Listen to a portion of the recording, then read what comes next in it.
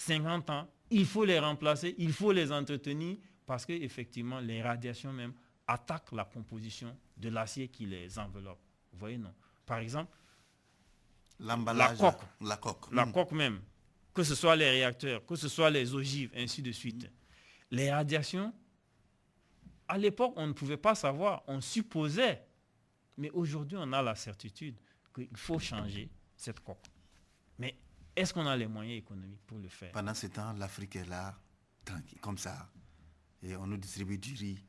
Et puis bon, nos dirigeants qui ont les espaces pour cultiver le riz ici sont dans une sorte de mafia dans le ministère de l'Agriculture. Au Cameroun, j'ai suivi ça avec beaucoup de dédain, beaucoup de mépris. C'est terrible, quoi. En fait, si vous voulez, aujourd'hui, si nous étions un peu sages, nous comprendrons que nous avons tous nos produits ici en Afrique, ont le label bio. Sachez-le déjà. Partout dans ce nord, pratiquement dans les nations du Nord, avec toute cette pollution qui se généralise, nos produits seront recherchés. Absolument. Le riz de Bagré, par exemple, le riz de Bagré, du sourou, sans faire de la pub pour les samots qui sont des lutteurs. N'est-ce pas? Le riz de sourou, nos poissons de nos petits barrages là. Hein? D'ailleurs, je crois comprendre que c'est un business très juteux de les importer à l'étranger. À l'étranger déjà. Vous voyez toute cette extraversion-là, en fin de compte. Et en lieu et place, qu'est-ce que nous recevons? Nous recevons du poisson chinois. Nous savons pas. Artificiellement fait. Souvent, tu as l'impression que quand tu manges le poisson, c'est du plastique. C'est bizarre quand même. Hein? Vous voyez, donc, en fait, nous n'avons même pas. Ça dit que nous ne connaissons même pas nos richesses. On est extraverti jusqu'à un niveau. Nous ne connaissons pas nos richesses. Un niveau difficile. Alors, je vous reçois. Affectueusement, je vous appelle Junior Thierry Maurice. Bon. En référence à votre papa qui est...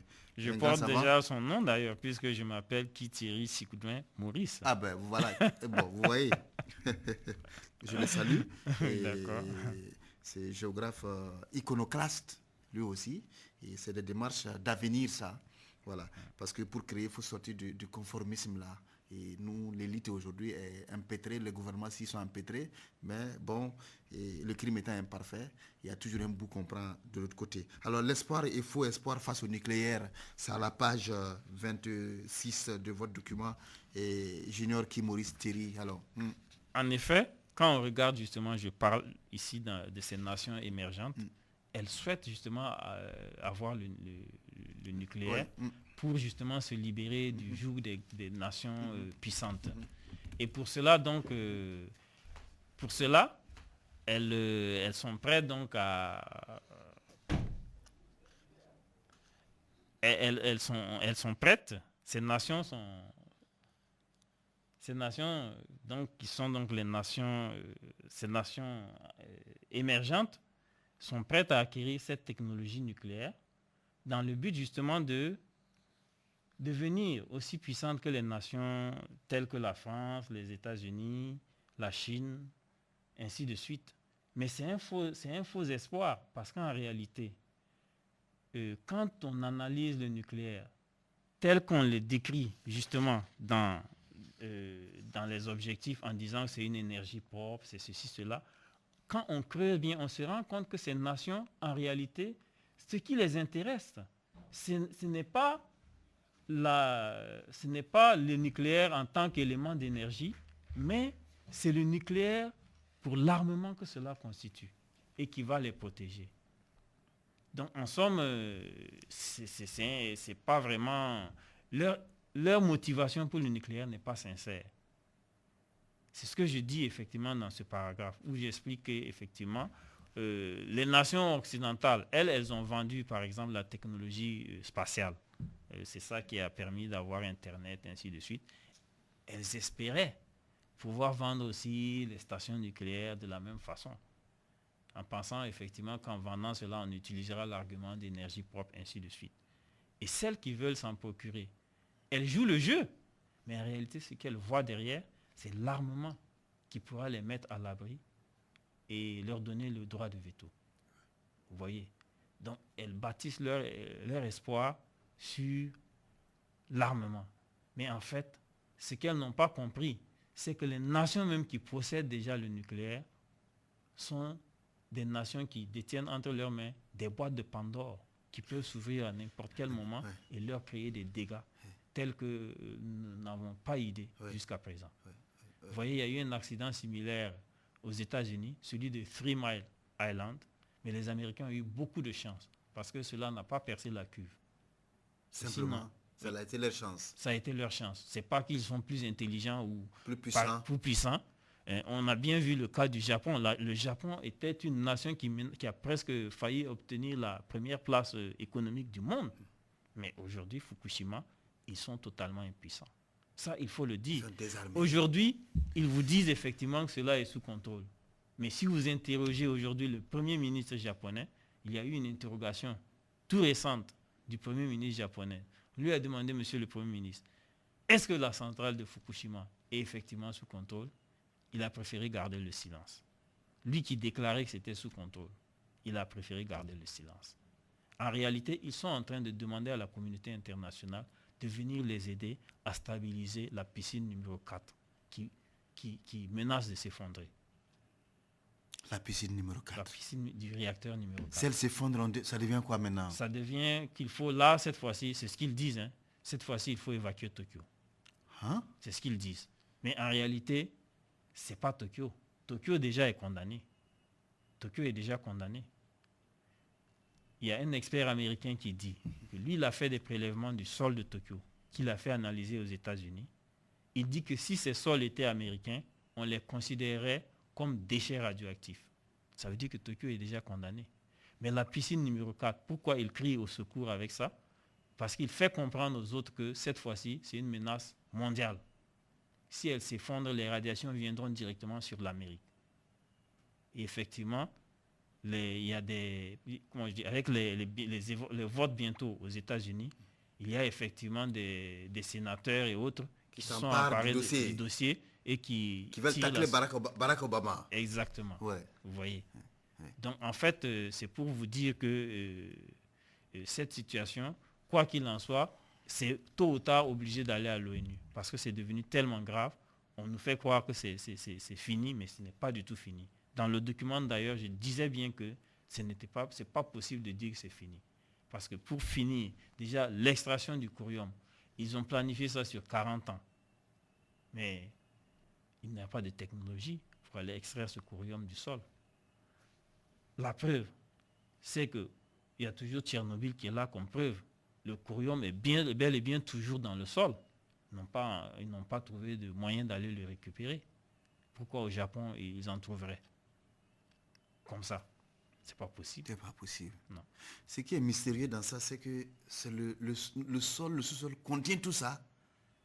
Et puis bon, la Terre va-t-elle imploser avec toutes ces décharges ou bien la Terre est assez immense encore, ou bien ça va perforer, aller sortir quelque part. Je parle un peu comme vous avez raison. Vous avez raison. Quoi. Parce que l'expression du curium qui descend comme ça dans le sol, on appelle ça le syndrome chinois.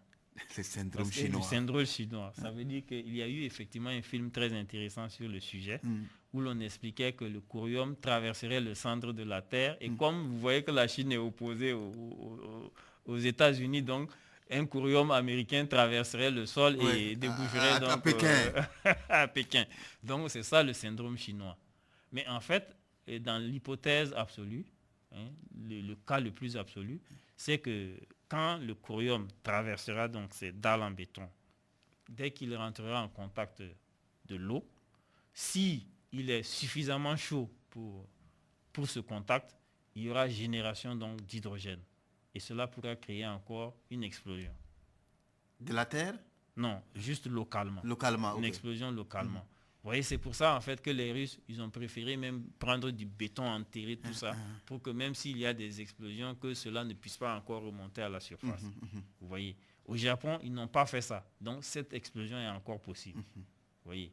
Mais ce n'est pas... La Terre qui se fracasserait et non, mais une chose est sûre, c'est que si ce curium touche les nappes phréatiques du nord Japon, et c'est déjà d'ailleurs le cas, ça on peut déjà dire que c'est le cas, puisque l'eau potable n'est plus distribuée à Tokyo. Ah oui? Non. Donc notre ambassadeur qui est là-bas boit quoi alors? je ne sais pas s'il il arrive à trouver de l'eau minérale sur place. L'ambassadeur S'il du importe Burkina, sa si la nourriture et fille ainsi de suite. d'ici peut aller là-bas, ou Mais bien l'eau potable n'est plus distribuée à Tokyo. C'est-à-dire que si vous prenez votre douche à Tokyo, pour être sûr votre que... corps est irradié. Pour être sûr en tout cas que ce n'est pas de l'eau propre. Ah oui. Ouais. Ça, vous pouvez en être sûr. Tokyo. Tokyo ville. Ok. Donc, je vous reçois. Et Junior Ki Maurice Thierry, vous y connaissez dans ces affaires de thermique. Vous avez une certaine culture générale dans les affaires du nucléaire. Vous avez fait l'expérience en France. Vous êtes burkinabé, un Samo. Et malheureusement, vous êtes un Samo.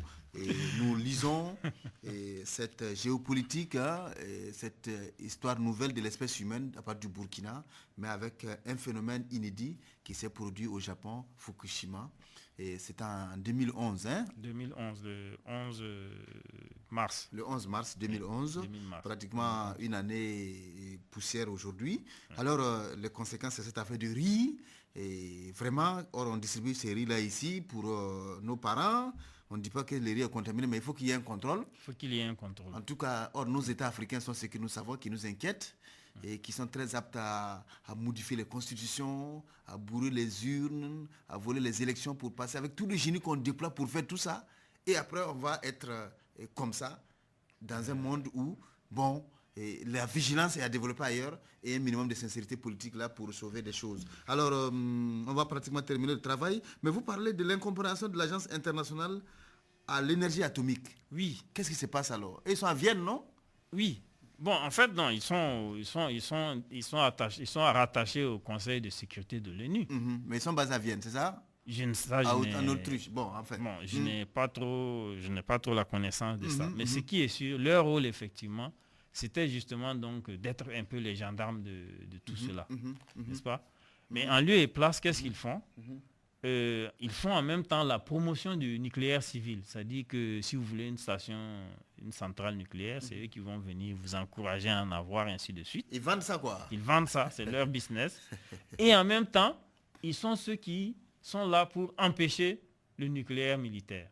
C'est bizarre quand même. Vous voyez, non? C'est une situation un peu paradoxale. Ouais. Ce qui veut dire que finalement, quand il y a un accident nucléaire, ce sont les premiers qui viendront dire « Ah, ne vous inquiétez pas, ici, il n'y a rien à voir, tout va bien, circuler, ainsi de suite. » Vous voyez? Mais quand ils vendent, qui empoche l'argent de la vente là? L'argent de... Qui prend cet argent? C'est la Banque mondiale ou bien c'est qui? C'est les Nations Unies?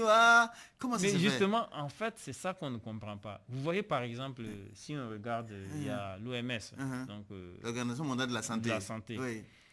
Si vous avez s'il y a un accident nucléaire, ce n'est pas eux qui viendront voir s'il y a des maladies. Ils n'ont même pas ce droit-là. Vous voyez? En lieu et place, ce sont les gens de l'agence donc internationale à l'énergie atomique. C'est eux qui viendront faire le bilan. Évidemment, vous verrez qu'ils sont dans le sens de minimaliser les conséquences. Vous voyez?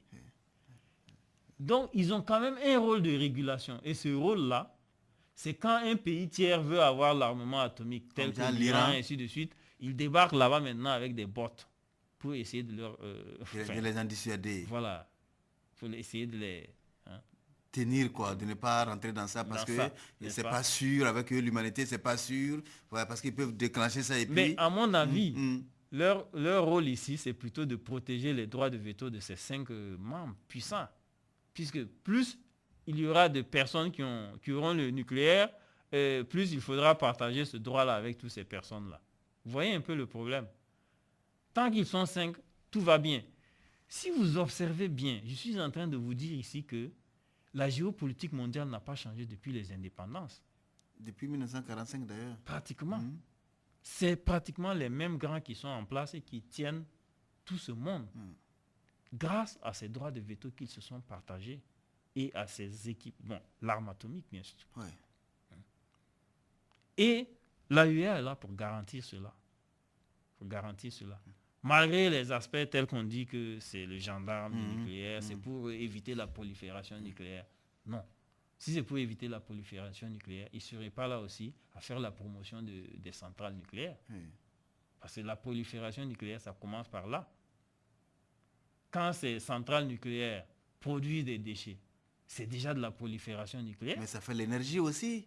Ça pour fait leur industrie, l'énergie. pour leur bien-être, pour leur vie. Oui, pour mais... que les micro-ondes puissent chauffer le pain rapidement, les poulets rapidement, pour qu'on mange en 2 minutes et puis qu'on passe au travail.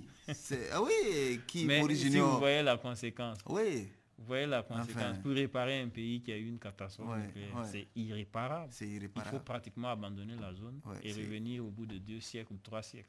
Ouais, ouais, ouais. Et il ouais. y a même des composants donc, dans ce nucléaire qui font pratiquement 10 000 ans avant de disparaître. C'est le cas du plutonium. 10 000 ans. 10 000 ans avant que les conséquences ne disparaissent. Avant que sa radioactivité ne retourne à la normale. À la normale. Oui. En tout cas, dans la normale, nous vous recevons et pour lire cette histoire du monde, l'espèce humaine aujourd'hui qui est en danger. Et nous lisons ça depuis le Burkina Faso, Repère et Radio Burkina. Alors, pratiquement, la conclusion des recommandations, vous en faites, hein, parce que c'est ça aussi votre génie.